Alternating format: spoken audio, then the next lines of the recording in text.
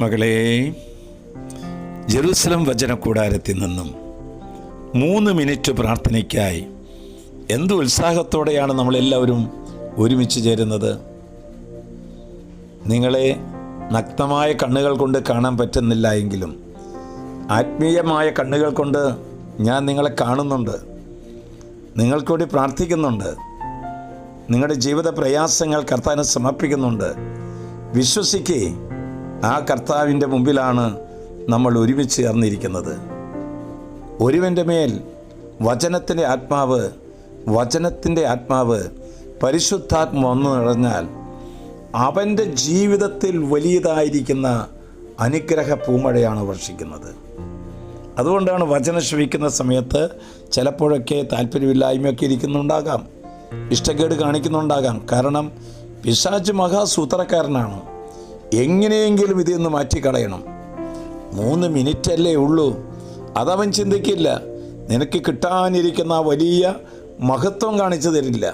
ആ സമയത്ത് മറ്റു കാര്യങ്ങളിലേക്ക് അവൻ നമ്മെ തട്ടിക്കൊണ്ടു പോവുകയാണ്. ഇതാ ഇന്ന് കർത്താവ് നമുക്ക് തരുന്ന വചനം വളരെ ശ്രദ്ധേയമാണ്. 1 സാമുവേൽ 10:6. കർത്താവിൻ്റെ ആത്മാവ് ശക്തമായി നിന്നിൽ ആവസിക്കും, നീ അവരോടൊത്ത് പ്രവചിക്കാൻ തുടങ്ങും, നീ മറ്റൊരു മനുഷ്യനായി മാറും. എന്തൊരു വചനമാണല്ലേ! ആരുടെയെങ്കിലും മേൽ പരിശുദ്ധാത്മാവ് വന്നാൽ അവൻ മറ്റൊരു മനുഷ്യനായി മാറും. ഇന്നലത്തെ മനുഷ്യനല്ല നാളത്തെ. ഓരോ ദിവസവും അവന് ആത്മീയമായ വളർച്ച കണ്ടെത്താൻ സാധിക്കും.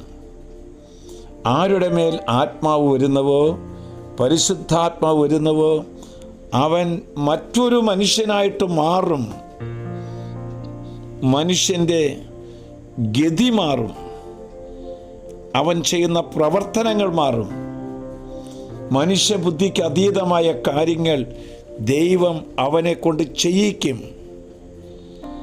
സ്വർഗത്തിൻ്റെ മൂല്യങ്ങൾ ഈ ലോകത്ത് വിതരണം ചെയ്യാൻ അവൻ എടുത്തുപയോഗിക്കും. ദൈവത്തിൻ്റെ പദ്ധതികൾ ഈ ഭൂമിയിൽ ആവിഷ്കരിക്കാൻ അവരെ എടുത്തുപയോഗിക്കും. അതുപോലുള്ള വ്യക്തിയായിത്തീരണം നീ. അതുകൊണ്ടാണ് പറയുന്നത് അവൻ മറ്റൊരു മനുഷ്യനായി മാറുമെന്ന്. ഒരുപക്ഷെ പ്രതികൂലമായ സാഹചര്യമായിരിക്കും നമ്മുടെ മുന്നിലൂടെ കടന്നു പോകുന്നത്. അവിടെ അനുകൂലങ്ങളാക്കി മാറ്റുവാൻ ഒത്തിരി പ്രതിസന്ധികളിലൂടെയായിരിക്കും കടന്നു പോകുന്നത്. അതിന് പരിഹാരം കണ്ടെത്തുവാൻ ഒരുപക്ഷെ എഴുന്നേറ്റിരിക്കാൻ പോലും പറ്റാത്ത വണ്ണത്തിലുള്ള രോഗപീഠകളായിരിക്കും രോഗസൗഖ്യം തരാൻ. പലതരത്തിലുള്ള തിന്മയ്ക്ക് അടിമകളായിരിക്കാം. അവിടെ ആസക്തികളെ അഭിഷേകമാക്കി മാറ്റാൻ പരിശുദ്ധാത്മാവിത നിൻ്റെ മുമ്പിൽ നിൽക്കുന്നുണ്ട്. ദാഹിച്ചു പ്രാർത്ഥിക്കണം, കാത്തിരുന്ന് പ്രാർത്ഥിക്കണം. ആശ്വാസപ്രദമായ രാത്രി, പ്രതീക്ഷാ നിർഭരമായ പ്രഭാതം, സൽപ്രവർത്തികൾ നിറഞ്ഞ ദിവസം നൽകി അവിടുന്ന് നമ്മെ അനുഗ്രഹിക്കട്ടെ.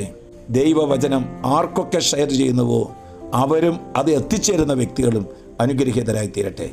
നമ്മുടെ കർത്താവ് യേശുമിശിഹായുടെ കൃപയും പിതാവായ ദൈവത്തിൻ്റെ സ്നേഹവും പരിശുദ്ധാത്മാവിന്റെ സഹവാസവും നാം എല്ലാവരോടും കൂടി ഉണ്ടാകട്ടെ, ഇപ്പോഴും എപ്പോഴും എന്നേക്കും.